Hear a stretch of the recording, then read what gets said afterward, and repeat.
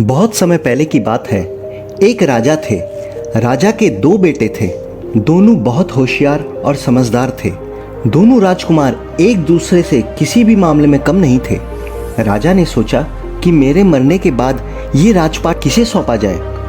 उनके मन में एक विचार आया, क्यों न दोनों में एक प्रतियोगिता रखी जाए। अगले दिन राजा ने दोनों बेटों को बुलाया और दोनों को एक एक कमरे दिए। दोनों कमरों में अंधेरा था। राजा ने कहा कि मैं तुम दोनों को सिर्फ 10-10 रुपए दे रहा हूं। तुम्हें इसी 10 रुपए से कोई ऐसी चीज लेकर आनी है जिससे यह कमरा पूरा भर जाए। जो इस कमरे को पूरा भर देगा वह प्रतियोगिता जीत जाएगा और भविष्य का राजा वही होगा। राजा ने उन्हें एक दिन का समय दिया और कहा कि कल आकर मैं देखूंगा कि किसने किस चीज से 10 रुपए में पूरे कमरे को भर दिया है। अगले दिन राजा पहले बड़े राजकुमार के कमरे में गए। उन्होंने देखा कि कमरे में अंधेरा है और कमरे से बदबू आ रही है। राजा ने देखा कि पूरा कमरा कचरे से भरा हुआ है।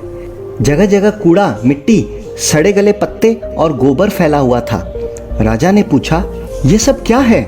तो बेटे ने जवाब दिया, पिताजी, आपने तो मुझे सिर्फ 10 रुपए दिए थे। 10 रुपए में क्या मिलता है? कुछ भी नहीं। इसलिए मैंने सोचा कि 10 रुपए में कचरा ही लाकर इस कमरे को भर दूं। देखिए पिताजी, मैंने अच्छी तरह से इस कमरे को कचरे से भर दिया है। राजा ने कहा, ठीक है, अब मैं छोटे बेटे के कमरे में जाता हूँ, देखूं तो सही उसने क्या भरा है। राजा छोटे बेटे के कमरे में गया। उसने देखा कि कमरा कल के जैसे बिल्कुल खाली पड़ा है। राजा ने पूछा, बेटा, क्या तुम कुछ नहीं लाए कमरा भरने के लिए? इस पर राजकुमार ने कहा, जरूर पिताजी, मैं ये दीपक लेकर आया हूँ। राजा ने पूछा, इस एक दीपक से ये कमरा कैसे भरेगा? इस पर राजकुमार मुस्कुराया और उसने दीपक को जमीन पर रखकर जला दिया। दीपक जलते ही पूरे कमरे में प्रकाश फैल गया। राजकुमार ने हाथ जोड़कर राजा से कहा, पिताजी, आपने देखा कैसे छोटे से दीपक के प्रकाश से पूरा कमरा रोशन हो गया। राजा मुस्कुराया और कहा, बेटा, मुझे तुम पर गर्व है। भविष्य के राजा तुम ही हो। ये छोटी सी कहानी हमें बहुत बड़ी सीख देती है कि असल में हमारा मन भी बिल्कुल उस कमरे की तरह है और हमारे पास रिसोर्सेज भी सीमित होते हैं, लेकिन हमारी बुद्धि ही है जो हमें बताती है कि हमारे मन को किन चीज़ों से भरना है, कचरे से भरना है या प्रकाश से। अगर प्रकाश हमारे मन में होगा तो सदैव मन में खुद के लिए और दूसरों के प्रति अच्छे अच्छे विचार ही आएंगे। हम सदैव प्रसन्न महसूस करेंगे और हर कार्य में हमारा मन लगा रहेगा।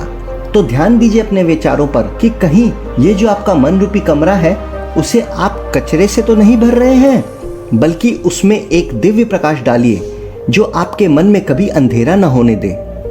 जैसा आप सोचते हैं वैसा ही आप बन जाते हैं।